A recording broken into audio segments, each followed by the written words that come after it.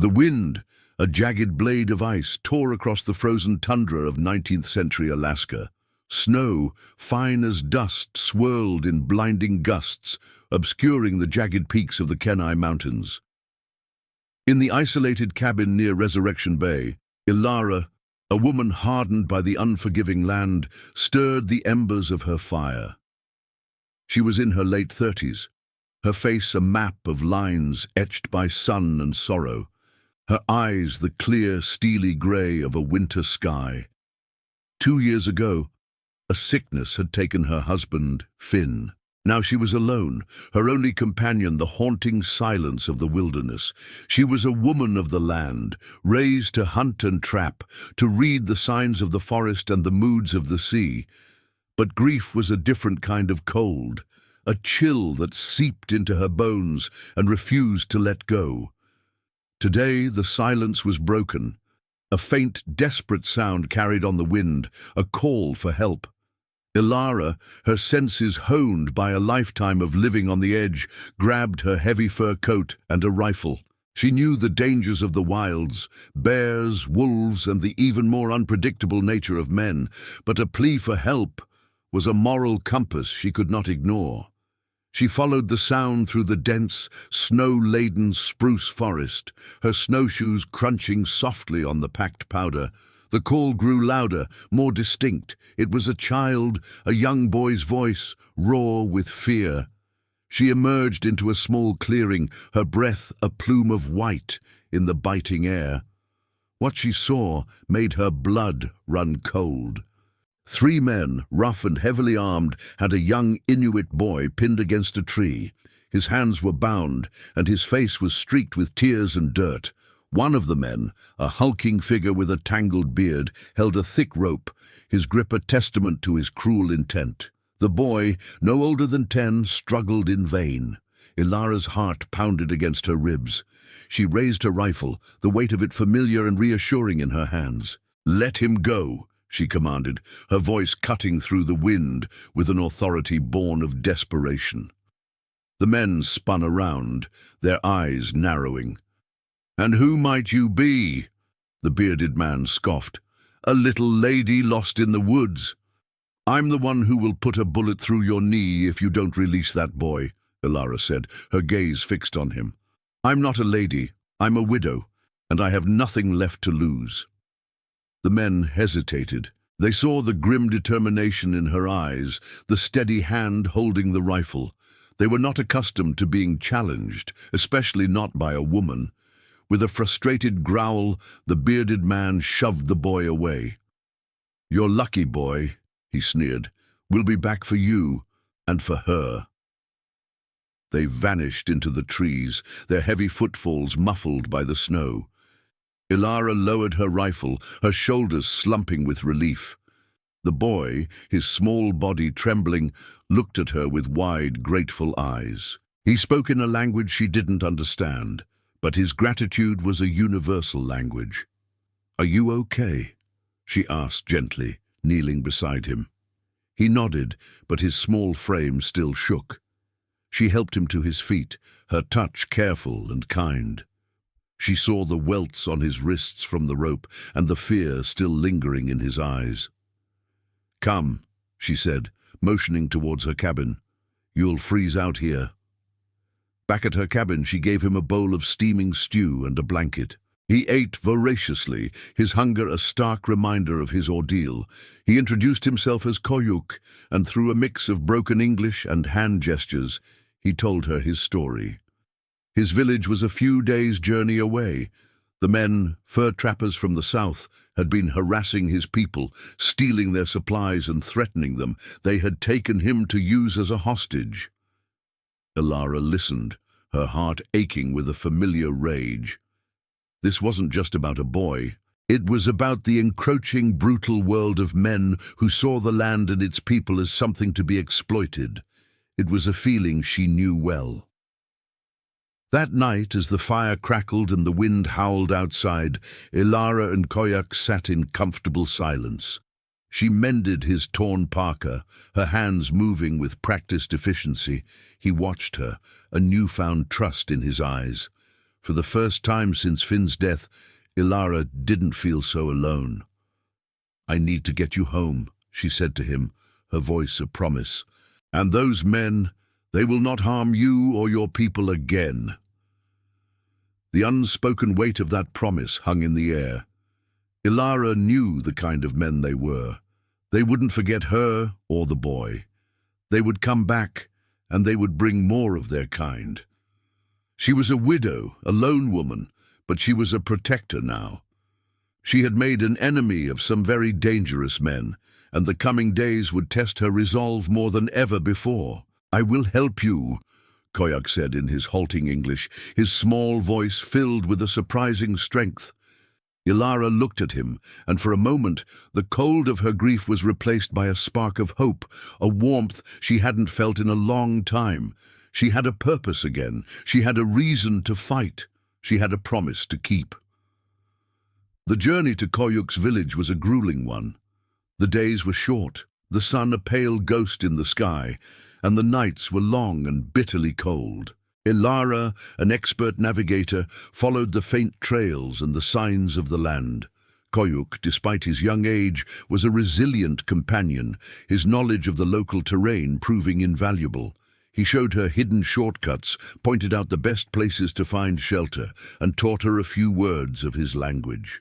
They traveled for 2 days, their supplies dwindling. Ilara taught him how to use her small knife for carving, and showed him how to set a snare. Koyuk, in turn, taught her about the different kinds of ice and how to tell if it was safe to cross a frozen river. They were an unlikely pair, a grieving widow and a young boy, but a bond of shared purpose was forming between them. On the 3rd day, as they trudged up a snow-covered ridge, Koyak stopped suddenly, his small hand gripping her arm. "Smoke," he whispered, pointing to a small, dark plume curling from the valley below. "My village." Ilara felt a wave of relief wash over her. They had made it, but as they drew closer, a feeling of unease settled in her stomach. The village wasn't bustling with life as she had expected. It was eerily quiet. The dogs weren't barking, and there were no children playing. They entered the village cautiously. Huts were abandoned, fires were cold. It was a ghost town. In the center of the village, a single fire smoldered, and around it sat a small group of people, their heads bowed in grief. As Koyak ran toward them, a collective sigh of relief rose from the group. An older man, his face weathered and wise, embraced Koyak with tears in his eyes. He was Koyak's grandfather, the elder of the village. He looked at Ilara, his gaze a mixture of curiosity and gratitude. Through Koyuk's translation, the elder told her what had happened. The trappers, enraged by their encounter with Ilara, had returned with more men. They had looted the village, stolen their winter stores, and taken several of the young men hostage. They were demanding a ransom, all the fur pelts the village had collected over the winter. The elder, named Ivik, explained that the trappers were holding the men in a makeshift camp by the shore, a day's journey away. The villagers were at a crossroads. To give up the pelts meant starvation in the coming months. To fight meant almost certain death. Ilara's mind raced. The trappers were more than a dozen strong, armed and ruthless. A direct assault was impossible, but she wasn't one to give up. "I can help," she said, her voice firm. "I know how these men think. I can help you rescue them." Ivik's face was etched with skepticism. "You are one woman," he said gently, "and they are many." "I am one woman with a rifle and a grudge," Ilara replied, her eyes meeting his. "And I know the land. We need a plan, a trap, not a frontal assault." The villagers listened, their expressions shifting from despair to cautious hope. Ilara laid out her plan. They would use the harsh winter environment against the trappers. They would cut off their supply lines, sabotage their equipment, and use the terrain to their advantage. They wouldn't fight them directly, they would outsmart them. Over the next few days, Ilara and the villagers worked tirelessly. They set traps along the trails leading to the trappers' camp, not to harm them, but to disable their sleds and slow them down.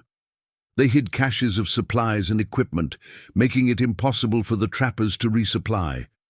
Ilara taught them how to use her rifle, and Evik taught her to move silently through the snow like a ghost. A young man named Kalutak, strong and resourceful, became Ilara's partner in this dangerous game. He was a skilled hunter, his knowledge of the land rivaling her own. As they worked together, a different kind of respect blossomed between them. It wasn't just a strategic alliance, it was a partnership of two people who understood the brutal beauty of their world.